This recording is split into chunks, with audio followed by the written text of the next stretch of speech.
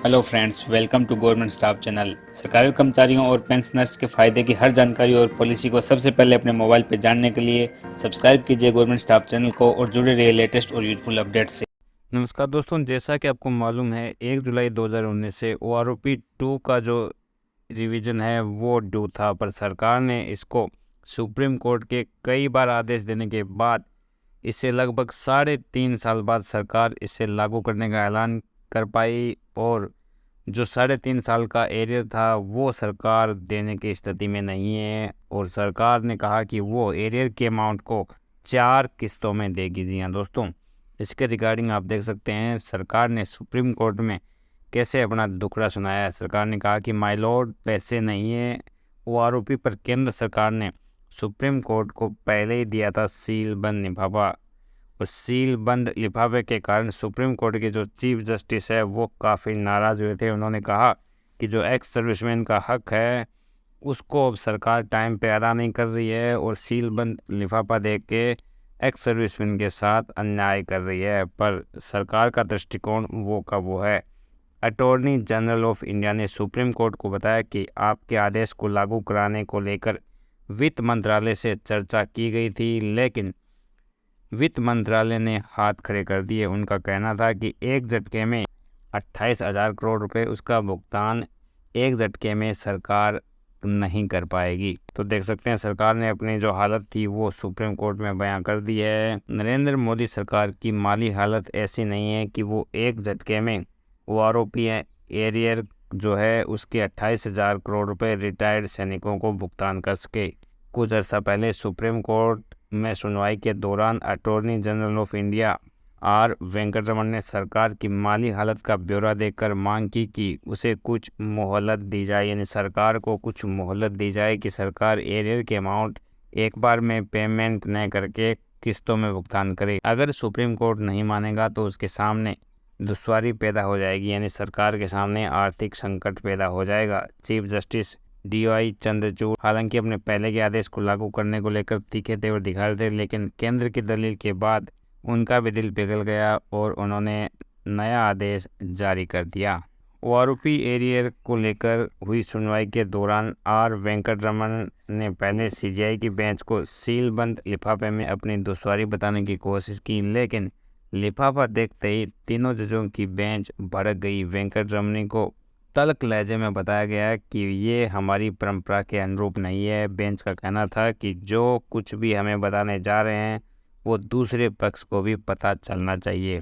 वेंकटरमन ने सॉरी बोलते हुए अपनी बातें शुरू की। उनका कहना था कि कुल पेंशनर्स की तादाद 25 लाख है, यानी जिन पेंशन भोगियों को OROP 2 का बेनिफिट मिलना है वो लगभग 25 लाख की संख्या में है, और उनका भुगतान करने के लिए 28,000 करोड़ रुपए की ज़रूरत पड़ेगी। अटॉर्नी जनरल बोले एक झटके में नहीं दे सकते 28,000 करोड़ रुपए। वेंकटरमन ने बताया कि 2022 और 23 के दौरान डिफेंस मिनिस्ट्री को कुल 5.85 लाख करोड़ रुपए का बजट दिया गया था। इसमें 1.32 लाख करोड़ रुपए पेंशन के भुगतान के लिए रखे गए हैं। 2022-23 के वित्त वर्ष के लिए फरवरी 2023 तक पहले ही 1.2 लाख करोड़ रुपए दिए जा चुके हैं। 2019 से लेकर 2022 तक की अवधि के लिए जो एरियर दिए जाने हैं वो 28,000 करोड़ रुपए हैं। केंद्र सरकार और डिफेंस मिनिस्ट्री पर ये अतिरिक्त बोझ होगा।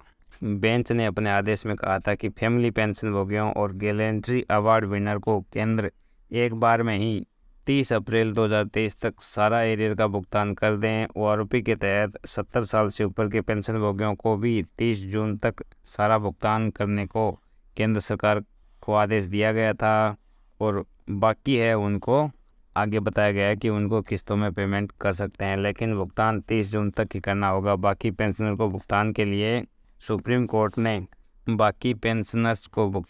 सुप्रीम कोर्ट ने केंद्र को 3 तारीखें दी। केंद्र को ये भुगतान 31 अगस्त, 30 नवंबर और 28 फरवरी 2024 तक करना होगा। एरियर पर ब्याज देने की मांग को CJI ने कर दिया था खारिज। जी हाँ दोस्तों, बेंच ने एरियर पर ब्याज देने का आदेश जारी करने से साफ तौर पर इनकार कर दिया। ध्यान रहे कि OROP एरियर को लेकर लंबे समय से सुप्रीम कोर्ट में सुनवाई चल रही है। अदालत ने केंद्र को कई बार भुगतान की तारीख दी, लेकिन उसके बाद भी सरकार एक्स सर्विसमैन को OROP-2 का एरियर का भुगतान नहीं कर सकी। बाद में इस तारीख को बढ़ाना पड़ा क्योंकि सरकार ने सुप्रीम कोर्ट के सामने बताया कि वो एरियर का भुगतान वन टाइम में करने के लिए असमर्थ है, यानी उसकी आर्थिक स्थिति इतनी मजबूत नहीं है कि वो 28,000 करोड़ रुपए एक बार में ही रिलीज कर सकें। तो आप देख सकते हैं पहले यहाँ सरकार की गलती है कि सरकार को 1 जुलाई 2019 से ही OROP-2 का रिवीजन कर देना चाहिए था, तो एरियर देने की नौबतें नहीं आती। और जब सरकार ने अपना काम नहीं किया उसके बाद भी सरकार एक्स सर्विसमैन को समय पे OROP-2 का एरियर है जो उसका भुगतान नहीं कर पा रही है, तो ये एक्स सर्विसमैन के साथ यहाँ अन्याय हो रहा है। सरकार को इस तरफ ध्यान देना चाहिए और सरकार को इन गलतियों से सीख के कम से कम 2024 जुलाई से जो OROP-3 का रिवीजन होना है वो समय से कर दे, तो सरकार को एरियर जैसी स्थिति का सामना करना ही नहीं पड़ेगा। दोस्तों, इसके बारे में अपनी राय कमेंट बॉक्स में ज़रूर लिखें। मिलते हैं एक नई वीडियो के साथ, तब तक के लिए बाय बाय, टेक केयर, जय हिंद।